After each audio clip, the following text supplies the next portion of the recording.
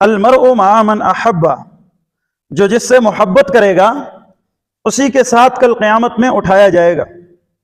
یہ محبت میرے عزیزوں بڑا پاکیزہ رشتہ ہے۔ ہم نے تو اس کے تصور کو ہی، ہمارے معاشرے نے جو محبت کے شہوانی حیوانی جذبات کی تسکین کو جو ایک تعبیر کیا ہے محبت کے ساتھ، یہ تو بڑا ظلم ہے۔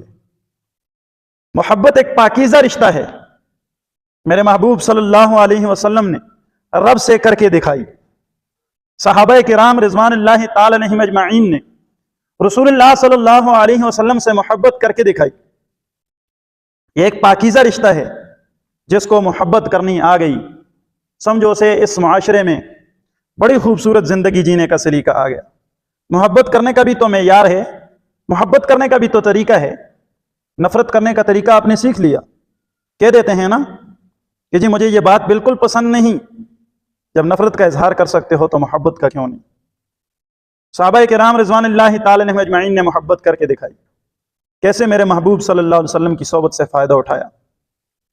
ہمارے ہاں جو دوستیاں لگائی جاتی ہیں، میرے معاشرے میں جو نوجوان دوستیاں لگاتے ہیں، اپنے دوستوں کا انتخاب کرتے وقت ہم سمجھ سے کام نہیں لیتے۔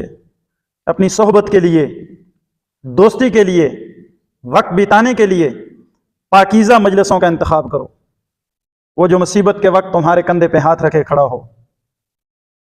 اچھے پاکیزہ دوست بناؤ جو تمہیں دین کے اور خوبصورت ماحول اور معاشرت کی طرف لے جائیں۔ جو تمہیں گندگیوں کی طرف لے کے جا رہے ہوں وہ دوست نہ بناؤ۔ دوستی کا، محبت کا تو بڑا پاکیزہ رشتہ ہے۔ اور کسی نے کہا نا کہ چنگیاں دے لڑ لگیاں تے میری چولی وچ پھل پئے، چنگیاں دے لڑ لگیاں میری چولی دے وچ پھل پئے، مندیاں دے لڑ لگیاں جڑے پئے وہ بھی ڈل گئے۔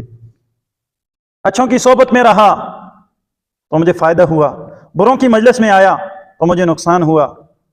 کوئلے کی کان میں رہیں خریدیں نا، کہیں نہ کہیں کالک لگ جائے گی۔ عطار کی دکان پر جائیں، عطر خریدیں نا، آپ کو کہیں نہ کہیں خوشبو لگ جائے گی۔ خوبصورت نیک لوگوں کی مجلس میں رہو گے تو تمہاری نیکی کی فطرت بن جائے گی، تم اچھی چیزوں کے عادی بن جاؤ گے۔ بروں کی مجلس اختیار کرو گے تو برے بن جاؤ گے۔ اور اچھے لوگوں کی دوستی بڑی مشکل سے ملتی ہے۔ وہ کہا کہ کورے کاغذ کتاب نہیں ہوندے، پتھر دل گلاب نہیں ہوندے، پہلے ہی تو سوچ کے لاویں بلیا، پھر یاراں نال حساب نہیں ہوندے۔ رسول اللہ صلی اللہ علیہ وسلم کے ساتھیوں نے پھر جب رسول اللہ کی مجلس اور ہم نشینی کو اختیار کیا تو اپنا سب کچھ لٹا دیا۔ اس سے بڑی اس کائنات میں پاکیزہ محبت کی مثال کوئی لا کے دکھائے۔ تو اپنے صحبت کے لیے نیک لوگوں کا انتخاب کرو، مجلس کے لیے، ہم نشینی کے لیے اچھے لوگوں کا انتخاب کرو۔ المرء علی دین خلیلہ، حدیث پاک میں آتا ہے انسان اپنے دوست کے مذہب پر ہوتا ہے۔ یہ دوستی معمولی چیز نہیں ہے، آپ کی بیٹھک معمولی نہیں ہے میرے نوجوانوں، میرے عزیزوں، میرے پیاروں، آپ کی بیٹھکیں معمولی نہیں ہیں۔ اپنی بیٹھک کے لیے اچھے لوگوں کا انتخاب کرو، قیمتی مجلس ڈھونڈو۔ دیکھو کہ جس کے پاس بیٹھ کے تمہیں اللہ یاد آ رہا ہے، اللہ کے رسول سے محبت بڑھ رہی ہے، قرآن سے محبت بڑھ رہی ہے، ذکر کا شوق پیدا ہو رہا ہے، تم سے نشے کی عادت چھوٹ رہی ہے، تم سے بدنظری کی عادت چھوٹ رہی ہے، تم سے گناہوں کی عادتیں چھوٹ رہی ہیں، اچھے اچھے کاموں کو دل کر رہا ہے، سمجھ لو یہی تمہارا اچھا دوست ہے، سمجھ لو یہی تمہاری اچھی مجلس ہے، سمجھ لو یہی تمہارا بہترین ہم نشین ہے۔ ان پاس میں بیٹھنے والوں کے بارے میں بھی تو پوچھ ہوگی قیامت میں۔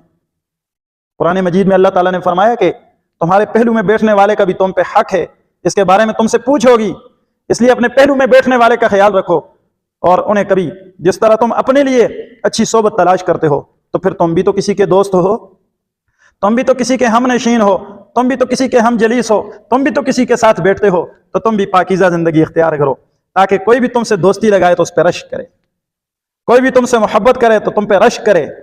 ہم کتنے اچھے انسان سے محبت کرتے ہیں، ہم کتنے اچھے انسان سے دوستی لگائے بیٹھے ہیں جو اتنا قیمتی ہے کہ جس کی ہم نشینی اور ہم جلیسی نے ہمیں بھی ہیرا بنا دیا۔